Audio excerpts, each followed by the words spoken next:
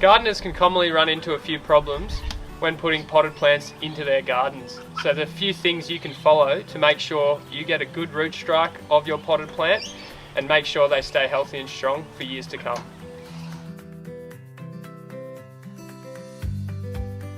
Selecting the right plant for your area is really important. So this is a low light area that doesn't get a lot of sun during the day.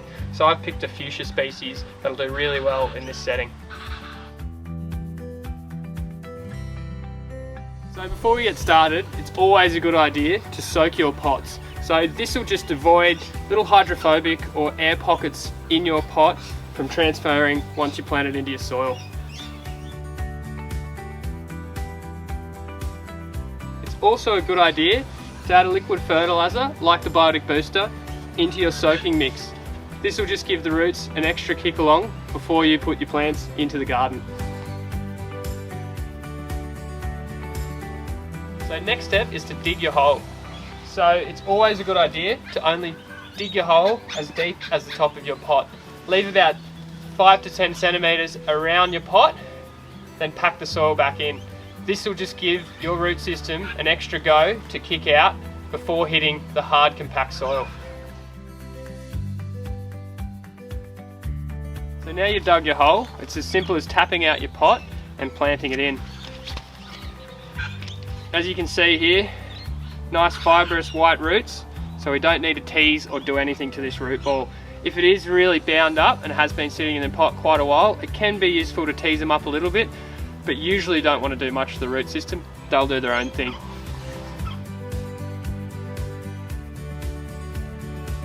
So watering your plants in is another important step. As the root system hasn't developed into the soil around it yet, you're the one to be looking after its watering, as it won't be able to fend for itself. You need to do this for about 4 weeks or until you can see the plant developing new growth.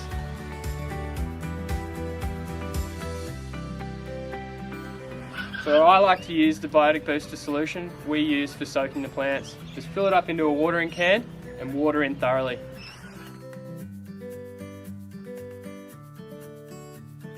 For that added boost, I also like to use the RE250. This is our soil and root energizer, and this actually aids with root and shoot development and uptake of nutrients. So I'll just give your plant another kick along.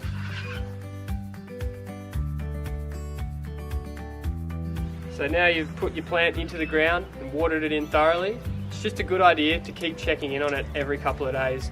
Depending on your climate or where you have planted, it might run out of water quicker, so you just want to be on top of it to not stress the plant out. Thanks and happy gardening.